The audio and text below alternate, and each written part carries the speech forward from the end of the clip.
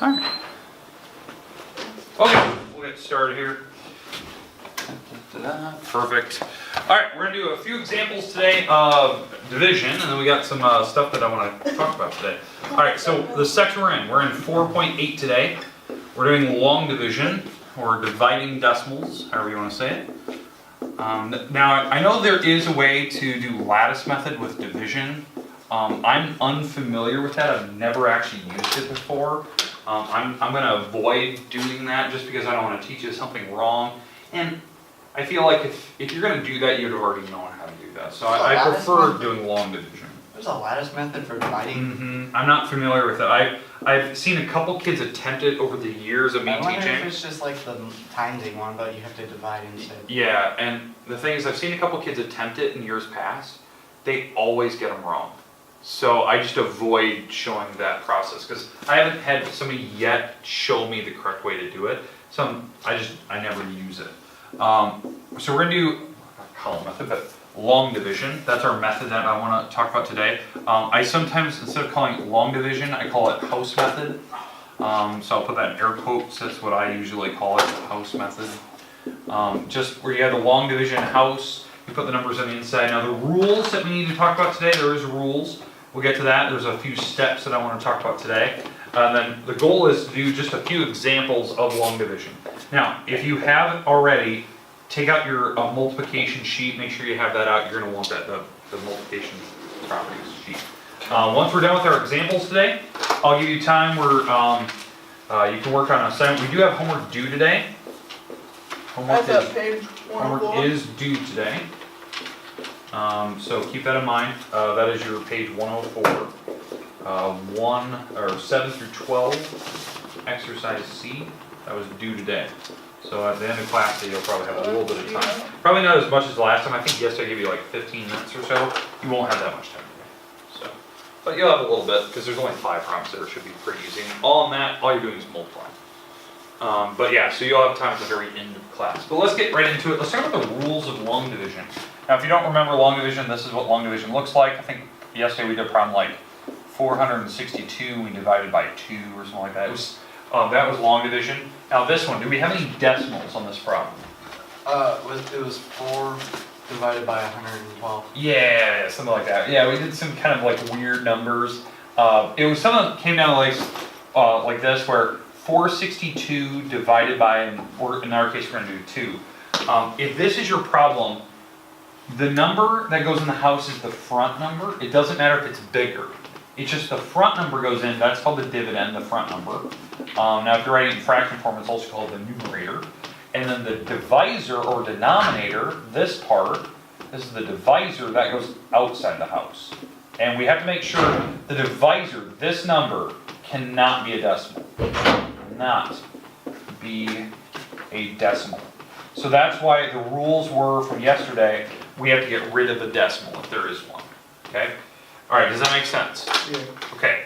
Again, the answer we're looking for, we put above the house, is the answer we're looking for. That is called the quotient. So this is called the quotient, the answer I'm looking for.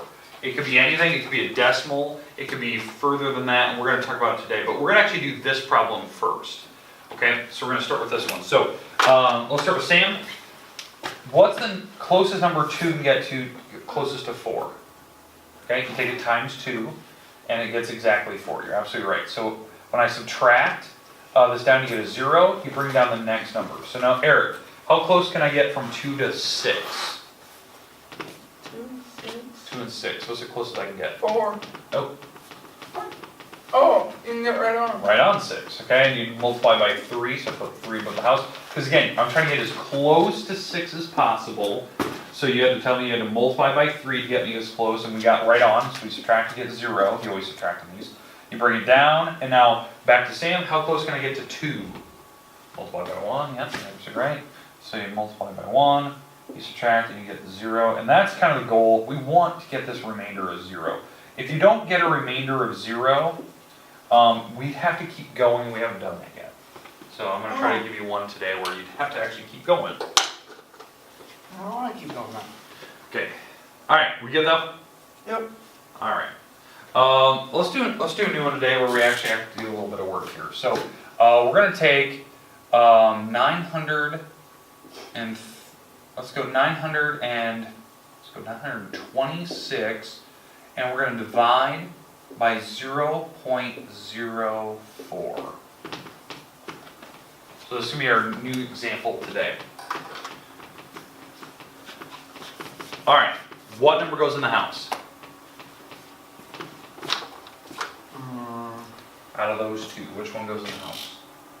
First number? First number, yep. So, you're absolutely right. The 926 goes in the house. Now, there's a decimal at the back, so if you ever need to fill in decimals, it's in the back. All right, so we got the 926. The number on the outside is 0.04. All right, No, so, it's just 4. yeah, exactly right. So the first step, so if we're watching this, so Eric, make sure you're paying attention to this. We have to move this decimal over 2 spots. So to make it 4, like you said, we want to make that a 4. And then how many spots do I need to move the decimal on the inside? Since I moved on the outside, how many do I have to move on the inside? 2. Since I moved it 2 spots, right? We agree I moved it 2 spots. You have to move this thing over 2 spots. So really, this is now the number on the inside. Because if you move them on the outside, the decimal, you have to move it on the inside. The number on the outside, the divisor, cannot be a decimal. Okay? Okay. So we have to make sure we get rid of it. That's why I made that a 4. Okay, so now, we'll start with Eric, I didn't start with you last time. How close can 4 get to 9? 8. 8. So we're gonna get as close to 8, and we had to multiply by 2, right? So when we subtract, you get 1. We bring down the next numbers now over to 12. So Sam, how close can 4 get to 12? 3, you multiply by 3, so you get to 12 exactly. You subtract, you get 0. We bring down the next number, okay?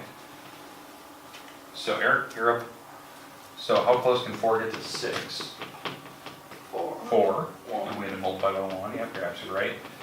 So I multiplied by 1, I subtracted, get 2, you bring down the next number. So back to you, Sam, how close can 4 get to 20?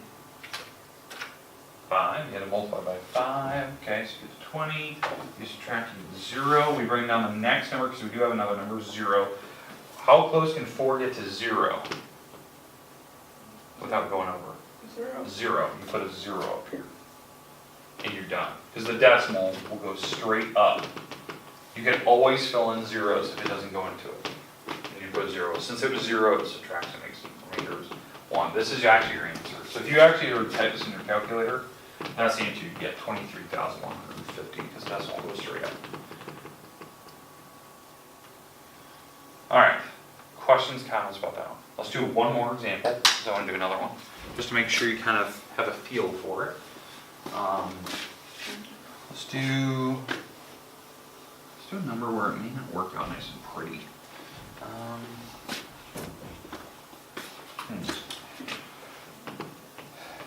Let's go with, okay, let's go with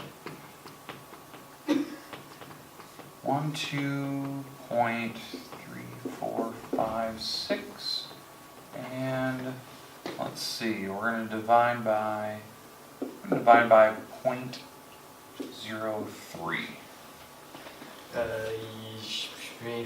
Okay. Okay. Kind of big, right? Kind of big. All right. First step. What number goes in the house? The 12, large number. First number. First number. Yep. First number goes in the house. So 12.3456. Okay. The number on the outside is 0.03. That's 3. So yeah, you're absolutely right. We have to change this number on the outside. We have to move the decimal over 2 spots. So we have to make it a 3, right?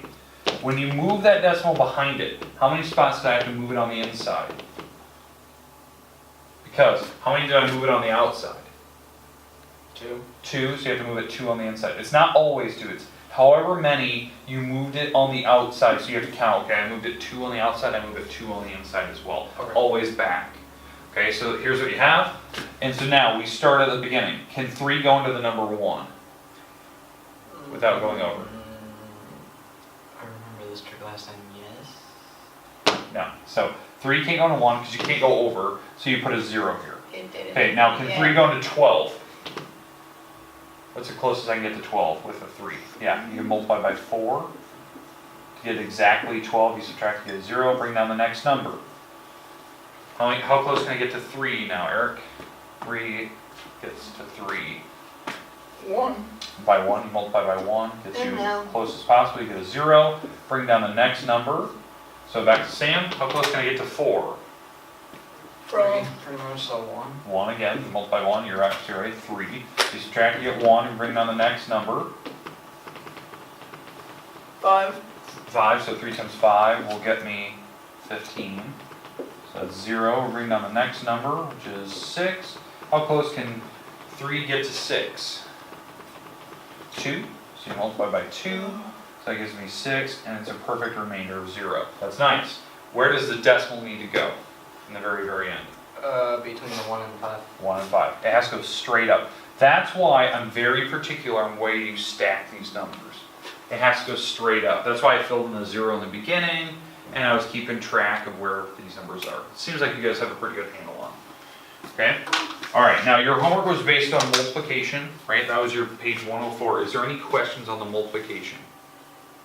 You guys have? You guys are pretty I'm good. already on question 10. I figured as much. You guys are pretty good at that. What about subtraction or addition? You guys feel comfortable with subtraction or addition? Should be. Okay, all right. So you need to put everything away right now except for a pencil. You have a pop quiz today. Pop quiz today. No drink station. So I'm gonna have you guys spread out. You guys can not sit next to each other. Go spread out. So I just said it first, I'm not moving. otherwise, I will pick. Eric, you've been picked. You can move now. All right. Thank you, sir. Sam, that means I'll pick you next. Oh! All right. So, Eric, move to a different spot. You cannot sit in the vicinity of him, and you cannot sit directly in line of sight. So move to the back. Hey, Somewhere. Way in that corner down there. Okay. You just need a pencil. No, nothing in front of you, and you can use your multiplication chart. So that's it. Okay. I'm gonna put it up on the board, and we're gonna go through it here. I'll go through the instructions like I always do. Wait, all of us are, or all 3 of us doing this? Ooh. All right. Let's see. I'm not in my face. You're in my border. Okay. Let me throw this up on the board. Okay. King John. Okay, here we go. Okay, good. Let me hand these out.